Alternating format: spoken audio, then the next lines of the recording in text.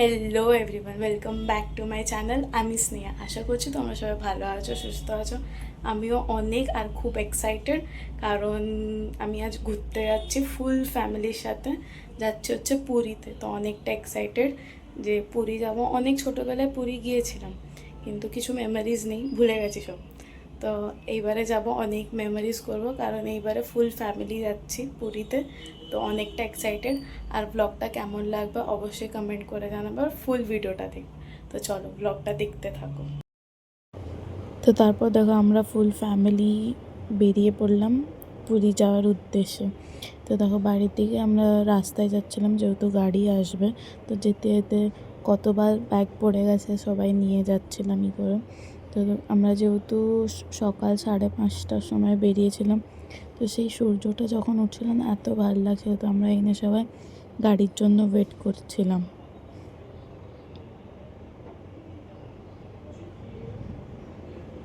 তো তারপর দেখো গাড়ি আসার পর এখানে বাবা গাড়িতে মালা লাগিয়ে দিচ্ছিলো পুজো টুজো করে, যেহেতু অনেকটা রাস্তা যেতে হবে। তো তাই এখানে দেখো বাবা পুজো করে একবারে বেরোবো, তো ওই জন্য এখানে বাবা মালা লাগিয়ে দিচ্ছিলো।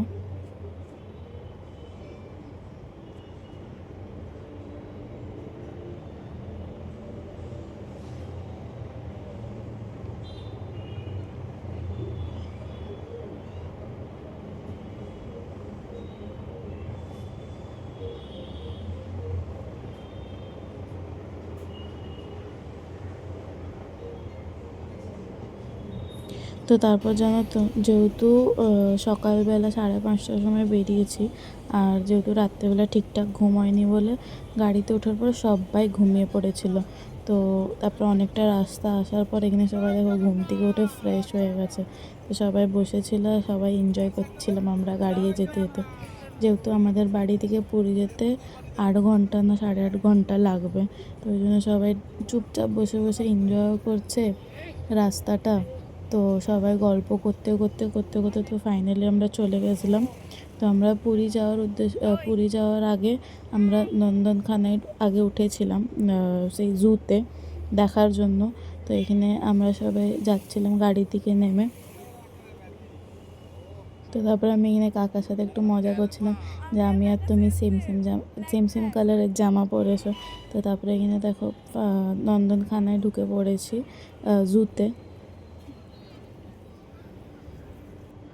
তো তারপরে এখানে সব দেখার পর তো আমরা একটা গাইড নিয়েছিলাম, যেহেতু এখানে কিছুই জানতাম না সেরকম। তো ওই জন্য দেখো গাইড যেরকম আমাদেরকে গাইড করছিলো, তো আমরা সেই হিসেবেই যাচ্ছিলাম।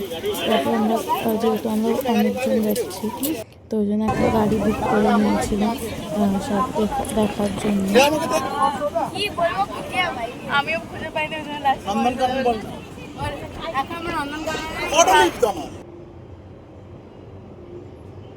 তো ওখানে অনেক অনেক টাইপের অ্যানিমালস ছিল, অনেক টাইপের মাঙ্কিস ছিল, তারপরে টাইগার, অনেক অনেক মানে অনেক কিছু আমরা দেখেছি। কিছু কিছু জিনিস নতুনও দেখেছি, যেটা কোনো দিন আমরা দেখিও নি। তো এখানে দেখো অনেক টাইপের মাঙ্কি ছিল, যেটা আমরা কোনো দিন দেখিই নি। সবাই তো দেখে দেখে হয়ে যাচ্ছিলো যে কোনো দিন দেখিই নি।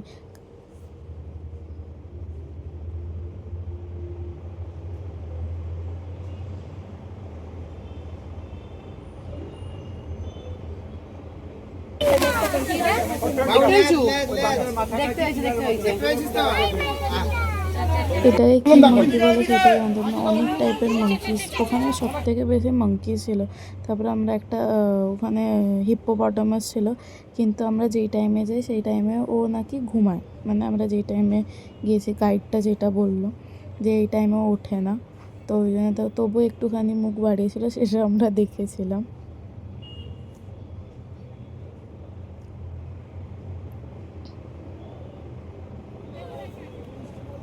তারপরে দেখো এখানে আমরা টাইগার দেখতে গেছিলাম। সবাই তো এত টাইগারটাকে দেখে চিল্লাচ্ছিল। ওখানে গাইড বলেছিল যে শান্তভাবে দাঁড়াতে, কিন্তু কেউ ছিলই না শান্তভাবে, সবাই এত চেল্লাচ্ছিল।